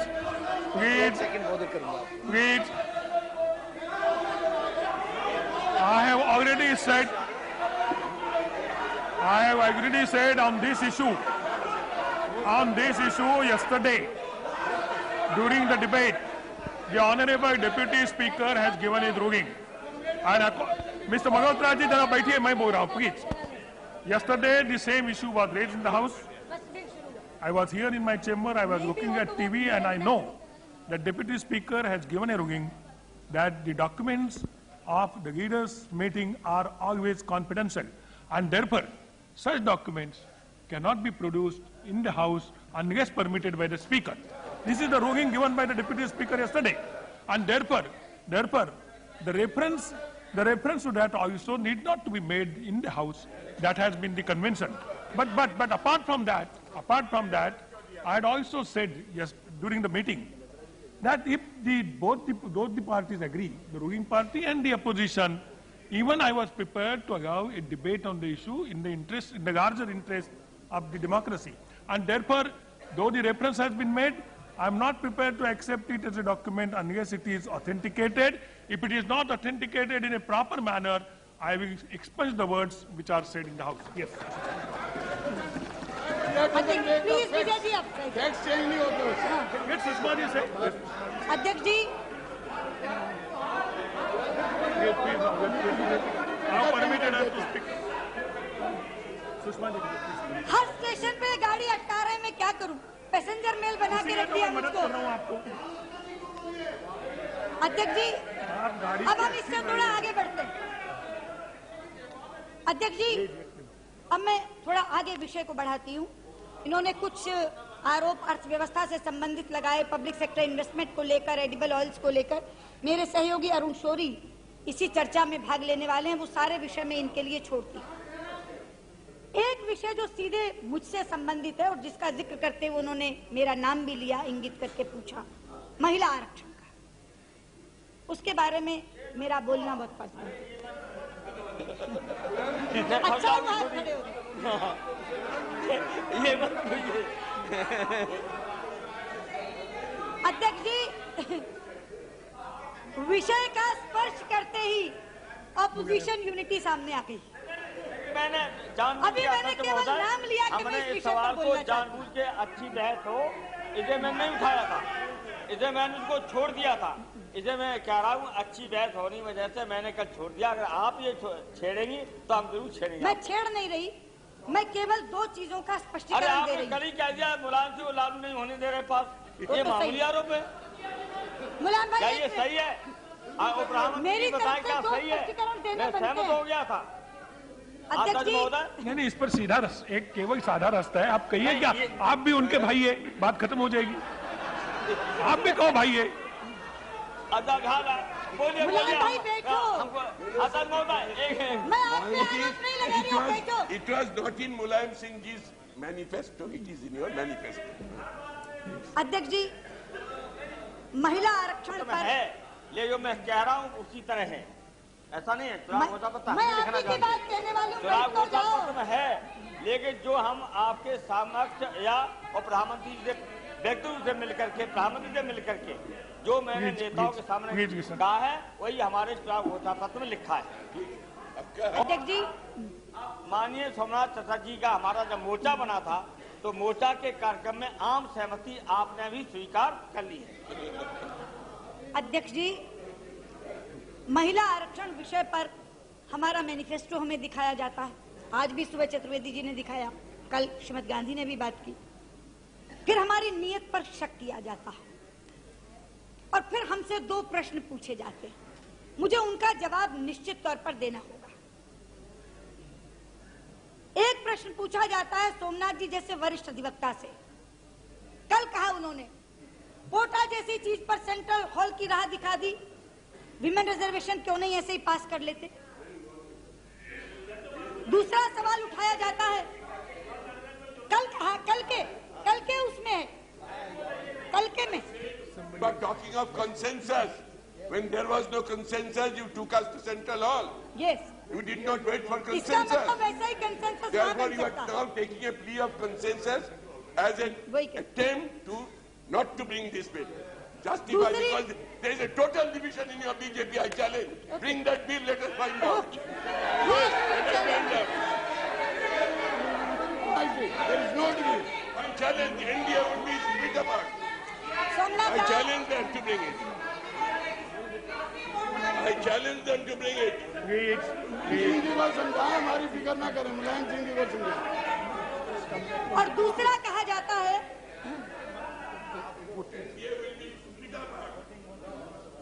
और दूसरी बात कही जाती है कि बाकी बिलों पर कंसेंसस नहीं, इसी पे कंसेंसस की बात क्यों की जाती है। ये दो आरोप लगते। शिवराज जी ने उस दिन कहा कि बाकी पे कंसेंसस नहीं, इस पर कंसेंसस क्यों। और शिवराज जी ने तो यहाँ तक कहा कि कॉन्स्टिट्यूशनल अमेंडमेंट है, तो हम कांग्रेस और लेफ्ट मिलकर प्लीज कि हम कांग्रेस और लेफ्ट मिलकर कॉन्स्टिट्यूशनल अमेंडमेंट का जितनी मेजोरिटी भी जुटा सकते हैं। ये दो बातें कही जाती। मैं यहाँ दोनों बातें साफ कर देना चाहती हूँ। पहली बात तो ये, प्लीज आग भी छेड़ कर ही बुझेगी, बुझाने के लिए भी आग के पास जाना पड़ेगा। नहीं, वो जो कह रहे हैं, हाँ तो जब पास हो जाएगा तो बुझी जाएगी ना। अध्यक्ष जी, इन दो बातों को लेकर देश में काफी भ्रामक स्थिति है। पहले तो मैं इन दोनों का स्पष्टीकरण दे दूं। संयुक्त अधिवेशन में कोई बिल केवल तभी ले जाया जा सकता है जब वो एक सदन में गिरे, दूसरे में पारित हो। ये उसकी पूर्व शर्त है संयुक्त अधिवेशन की। अगर एक सदन में विधेयक गिरे, दूसरे में पारित हो, तब संयुक्त अधिवेशन में जा सकते। अभी तो यहाँ एक भी सदन में चर्चा ही नहीं हो पाई, गिरना और पास होना तो बहुत दूर की बात है। सुन लो, मैं बताती हूँ,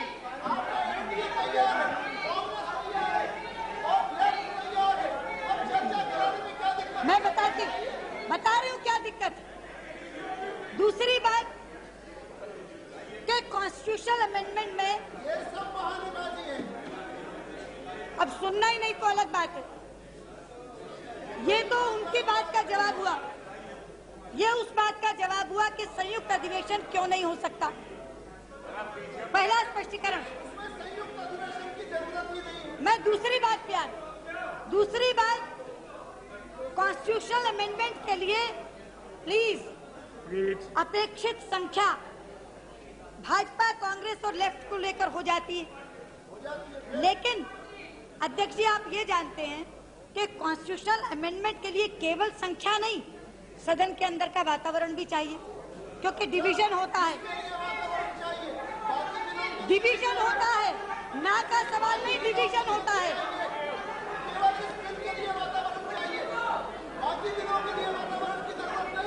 डिवीजन होता है। आप उत्तर दीजिए, हर वाक्य पर इंटरप्ट करेंगे तो आपका उत्तर नहीं आएगा। We will take only your speech on record, nothing else. बोलिए, दूसरी कोई भी बात रिकॉर्ड पर नहीं जाएगी, प्लीज। ठीक है अध्यक्ष जी, महोदय, अब हमें एक 2 मिनट रुकिए, उनका मुद्दा पूरा होने दो। मंत्री जी नहीं लाने का सवाल नहीं है। किसी दूसरे विषय पर पारित नहीं हुआ है, जिस पर कंसेंसस नहीं हो, क्योंकि लॉबीज विल बी क्लियर। अंदर बैठो, बेल बजेगी, वोट होगा, शांति बनाइए। और तीसरी बात जो अभी कहा कि चर्चा क्यों नहीं कराते, सोनिया जी बैठी है, सोमनाथ जी बैठे हैं।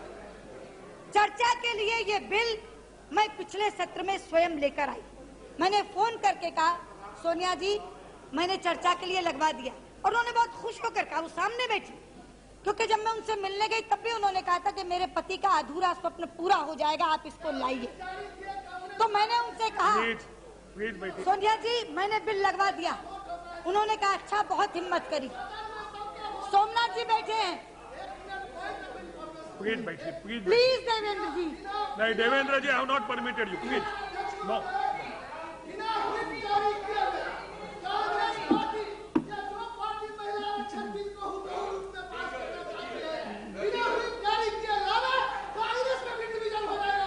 ये देखिए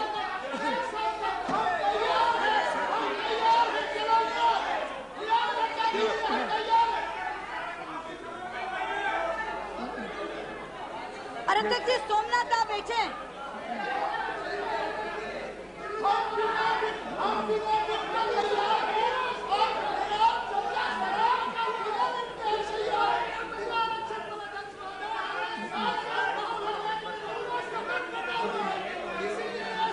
Sit down. Please sit down. Devendra जी, क्यों आप डिस्टर्ब कर रहे हैं? Yes, Sushma ji. Speaker sir, please. Speaker sir, Sushma ji is talking of total unity of India. Look at the division between JDU and HAR. Let the election work. अध्यक्ष जी मैंने NDA की बात नहीं की, मैंने कहा बीजेपी, कांग्रेस और left. I never spoke of India. मैंने Please sit down. Sir, cat came out from the bag. Now let Sushma ji continue. Yes. अध्यक्ष जी सोमनाथ जी यहाँ बैठे हैं। सोनिया जी के बाद मैंने सोमनाथ जी को फोन किया, वो बोलपुर में थे। बोलपुर में मैंने कहा सोमनाथ जी मैंने बिल लगवा दिया चर्चा के लिए, आप आ जाइए और सब लोगों से बात कर लिए। बहुत खुश हुए और कहा कि मैं आपको बधाई देता हूँ, आपने बिल लगवा दिया। तो जहाँ तक चर्चा की बात कह रहे हैं चतुर्वेदी जी, सरकार की तरफ से पार्लियामेंट्री अफेयर्स मिनिस्टर के नाते मैंने 5 दिन थे अभी सत्र में, चर्चा के लिए बिल लगवा दिया। सोनिया जी से बात कर ली, सोमनाथ जी से बात कर ली, लेकिन जो दृश्य यहाँ उपस्थित हुआ आप उसके साक्षी हैं। अंदर जो बात हुई उसमें यह तय हुआ कि या तो सबको निकाल कर चर्चा हो सकती है, तब आपने स्वयं का 20 साल से कभी किसी को नहीं निकाला, क्या इस पर निकालूं, एक कंसेंसस बना लूं। उसके बाद भी हमने कहा और मैं आज फिर कहती हूं, जिस चीज पर सर्वानुमति हो, मौजूदा बिल पर, डबल मेंबर कॉन्स्टिट्यूंसी पर, ईसी के प्रपोजल पर, जिस पर हो सरकार तैयार है और महिला आरक्षण बिल पारित करवाना हम चाहते हैं।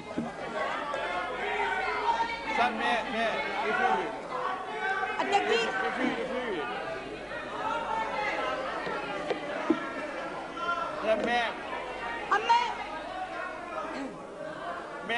if you will, otherwise I will sit down. Sir, it is a responsibility of the government to see that the bill is passed. Okay. It should not be shifted to other parties or even to the chair. And if you want something has to be done, you don't do it with our permission. You know what are the rules. You can move the motion and you can see that the bill is passed in whatever fashion you like. But for God's sake, don't shift the responsibility to us, nor to the speaker. Sir, ये अपनी जिम्मेदारी से बरी होने वाला वक्तव्य है। Constitutional amendment अकेले सरकार पारित नहीं करा सकती, 2/3 लोग चाहिए होते हैं, 50% नहीं चाहिए होते। चलिए छोड़िए।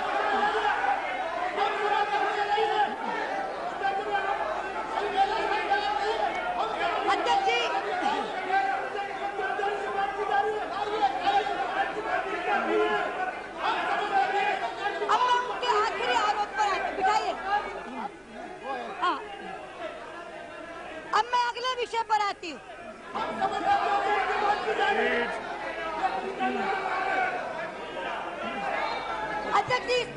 अपनी स्थिति साफ कर दी। अब मैं अगले विषय पर Please sit down now. Please sit down. Yes, yes, बोलिए। आखिरी आरोप जो Please. आखिरी आरोप Are you you are already said on this. आखिरी आरोप जो उन्होंने लगाया, आखिरी आरोप वो था।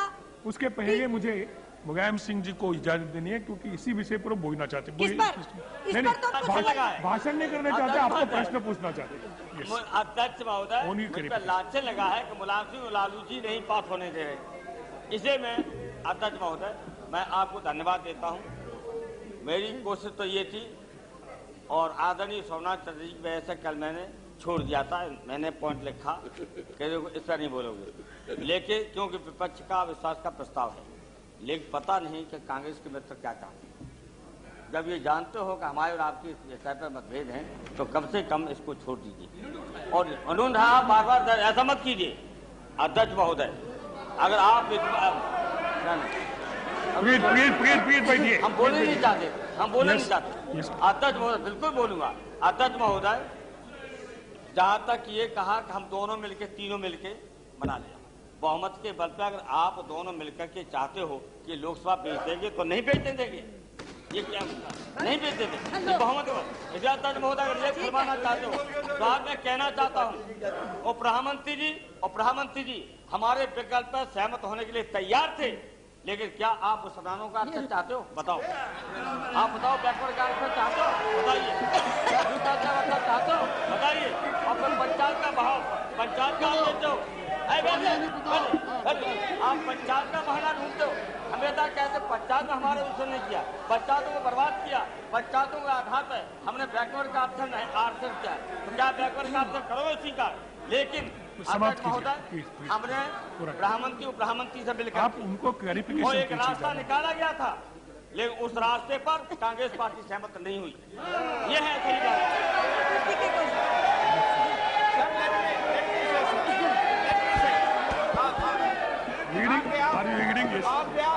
प्लीज सुनिए। Sir, on behalf of the Congress Party, we have not changed our stand. 33% reservation should be given to women, and in doing so, if others' interests are to be protected, we can look into it. And if people have different views about Panchayati Raj, we have our own views. We don't think that the Panchayati Raj was a wrong step. It was a correct step, and it should be done here also. Yes, अध्यक्ष जी, नहीं। इस स्थिति पर उन पर है, वो lead करेगी तो रघुनाथ जी आपको टाइम मिलेगा ना, तब बोल लीजिए। देखिए, अभी नहीं प्रभुनाथ जी, आप अपने समय से बोल लीजिए। वो बैठ जाएगी तो मैं बोल सकता हूँ। इस पर थोड़ी चर्चा शुरू हो रही है। नहीं, इस विषय पर अभी चर्चा नहीं है Mulayam Singh ji.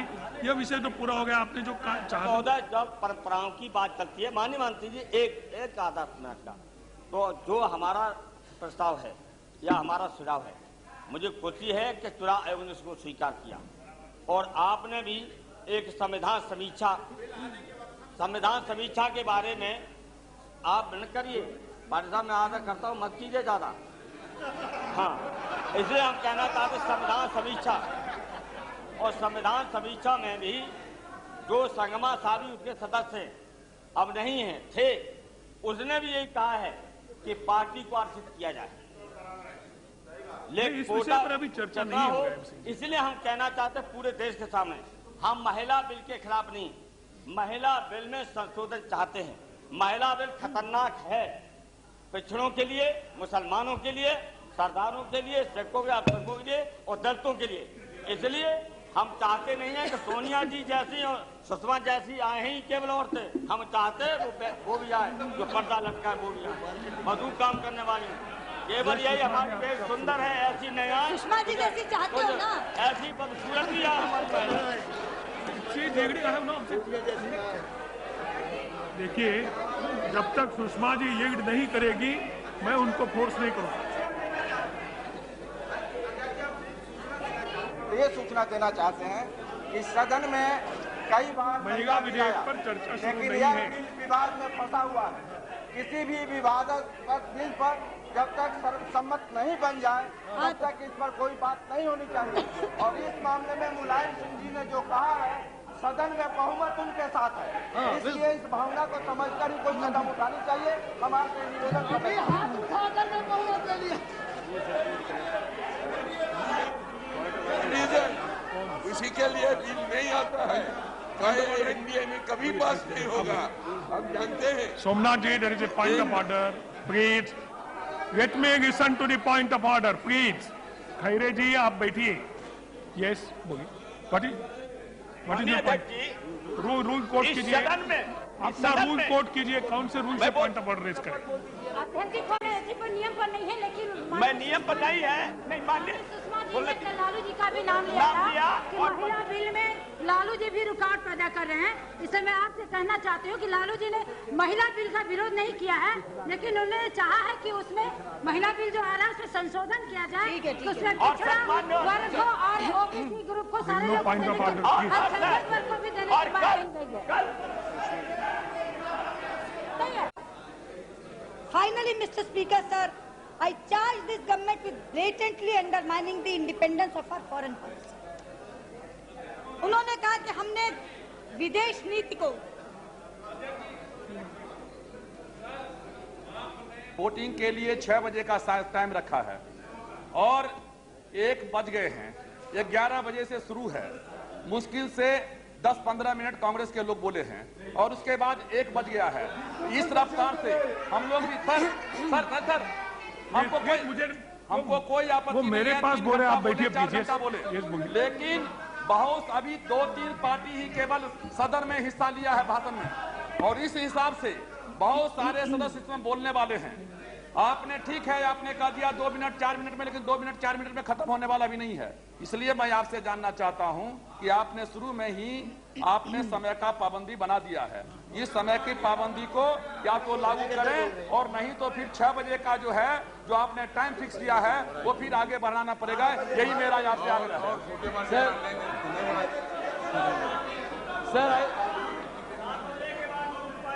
Sir, I will submit.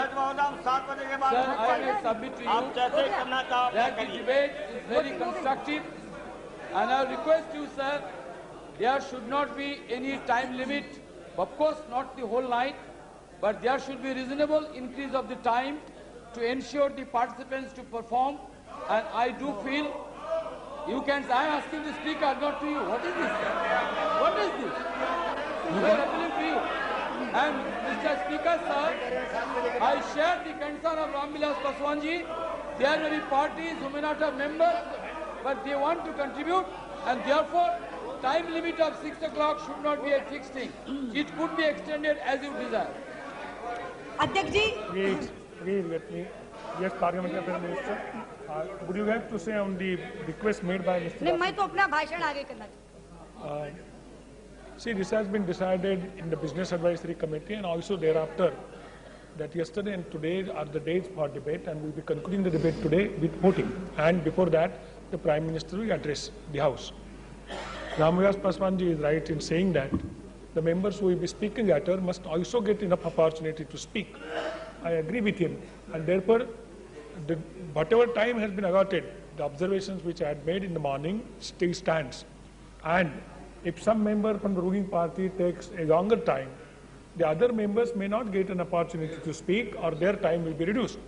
I assure Ramvilas Paswan ji that you can be rest assured that those parties which are mentioned and the time which is given to each party, they will get the time which is allotted to them. And with this time limit also, we can finish the debate by 5 o'clock. If necessary, I would try to extend the time at that stage. Thank you. अध्यक्ष जी, जितना मैं बोली हूँ, अगर उस सारे का आप हिसाब लगाकर न पवाएंगे तो 28 से 30 मिनट से ज्यादा मेरा बोलना नहीं निकलेगा। लेकिन अगर हर वाक्य के बाद 2 मिनट का व्यवधान होगा तो वो 30 मिनट 1.5 घंटे में ही पहुंचेंगे ना। कोई बात मैं खिलाफ नहीं कह रही, उसके बावजूद भी खड़े हैं, अपनी बात कह रही हूँ तो भी खड़े हैं। तो मैं अब आखिरी उस पर आ रही, जो आखिरी आरोप उन्होंने लगाया, उसमें उन्होंने कहा कि हमने विदेश नीति की निष्पक्षता को बुरी तरह समाप्त कर दिया। ये एक शालीन भाषा है कहने की। वास्तव में आरोप ये है कि हम किसी देश के दबाव में काम कर रहे हैं, स्वतंत्र विदेश नीति नहीं रखेंगे, निष्पक्ष विदेश नीति नहीं रखेंगे। यही कहना चाह रहे हैं, यही है, यही इसीलिए उसका भाव कह रहे। अध्यक्ष जी, कल एक बात की थी आदरणीय प्रधानमंत्री जी ने, उन्होंने पोखरण परीक्षण का जिक्र किया था और ये कहा था कि पोखरण परीक्षण टर्निंग पॉइंट था। वो प्रधानमंत्री यहाँ बैठे नहीं थे जिस समय सोमनाथ दा बोल रहे थे।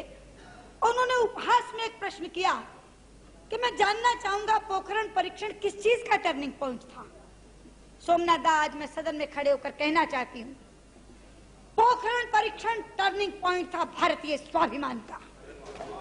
पोखरण परीक्षण टर्निंग पॉइंट था राष्ट्रीय सम्मान का। पोखरण परीक्षण टर्निंग पॉइंट था देश की रक्षा का। पोखरण परीक्षण टर्निंग पॉइंट था बाह्य सुरक्षा का।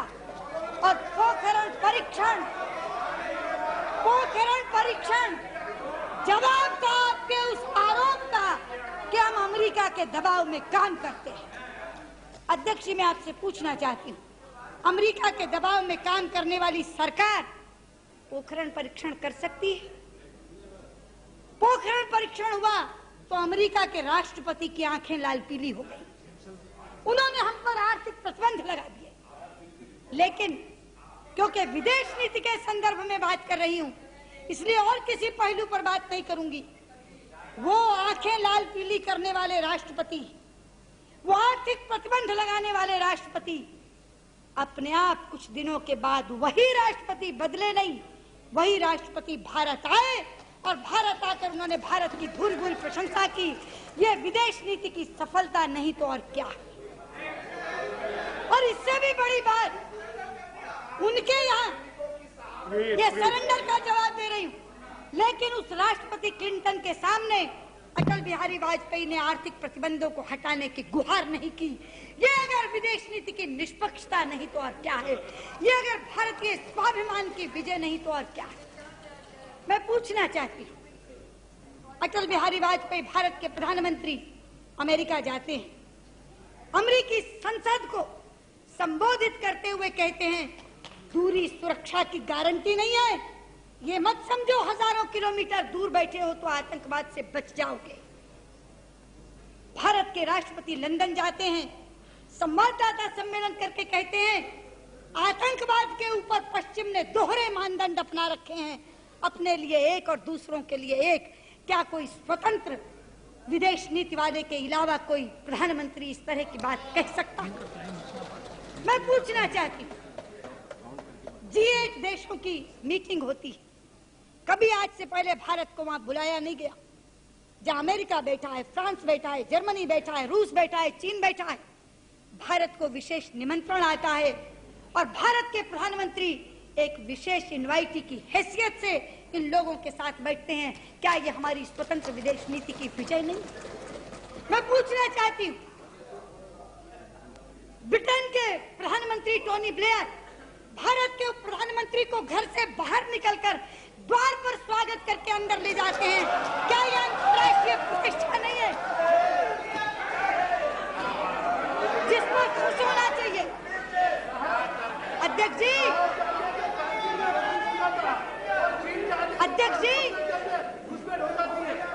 जिन चीजों के ऊपर भारत को गर्व करना चाहिए, ये हमारी विदेश नीति की सफलता है। ये हमारी विदेश नीति की सफलता है कि आज भारत को अंतर्राष्ट्रीय जगत में प्रतिष्ठा मिली है, लेकिन भारत ने अपने सिद्धांतों से समझौता नहीं किया, आर्थिक प्रतिबंधों को हटाने के लिए गिड़गिड़ाहट नहीं की। उसके बावजूद भारत की प्रतिष्ठा के चीन में भारत के प्रधानमंत्री जाते हैं तो झंडे गाड़ कर आते हैं, उप प्रधानमंत्री जाते हैं तो झंडे गाड़ कर आते हैं। इसके ऊपर आपको गर्व करना चाहिए, लेकिन खड़े होकर ये कहना ये भी बुरा है, वो भी बुरा है, वो भी बुरा, सब कुछ बुरा ही बुरा दिखाई देता है। ये अनास्था का वातावरण, ये अनास्था का वातावरण ये देश में फैलाने की बात नहीं। और मैं आखिरी बात कहती हूँ, अध्यक्ष जी अब बैठ जाओ, बैठो अखिलेश।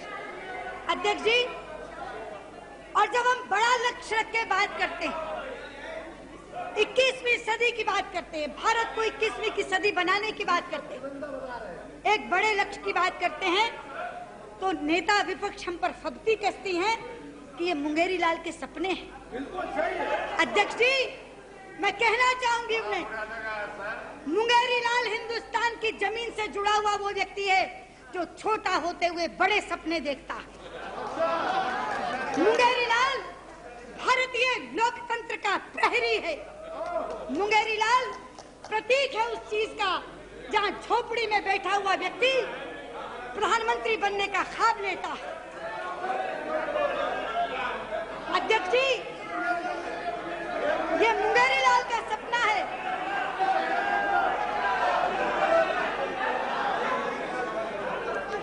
अध्यक्ष जी, ये मुंगेरी लाल का सपना है। जिस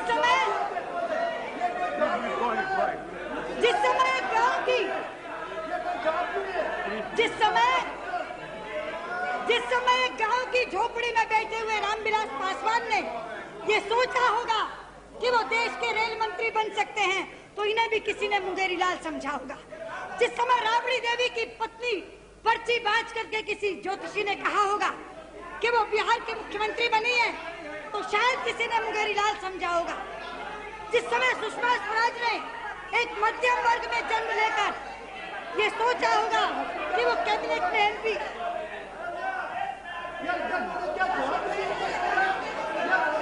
अध्यक्ष जी, आप बीच में क्यों कर रहे हैं? अध्यक्ष जी, ठीक है, शोभा नहीं देता, बैठिए। ये लोग देखिए, अध्यक्ष जी,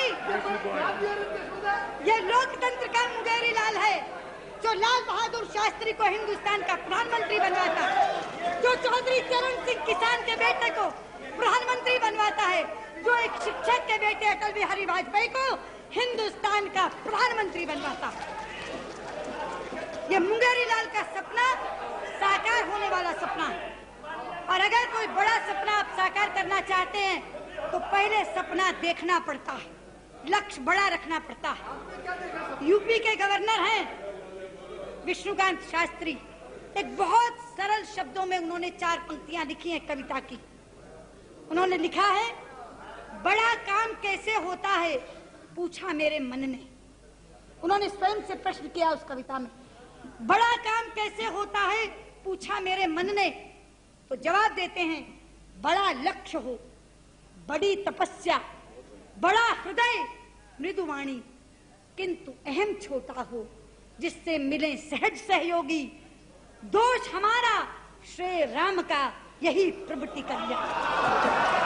इसलिए मैं आपसे कहना चाहती हूँ अध्यक्ष जी, यह बड़ा लक्ष्य हमने रखा है, उसके लिए बड़ी तपस्या कर रहे हैं, बड़ा हृदय है प्रधानमंत्री का। और मैं आज कहना चाहती हूँ, ये जो बड़ा सपना देखा है प्रधानमंत्री ने, इस लक्ष्य का संधान करके हम रहेंगे और अटल बिहारी वाजपेयी के नेतृत्व में भारत प्रगति करेगा। 21वीं सदी भारत की सदी होगी, ये हमारा लक्ष्य है। बहुत बहुत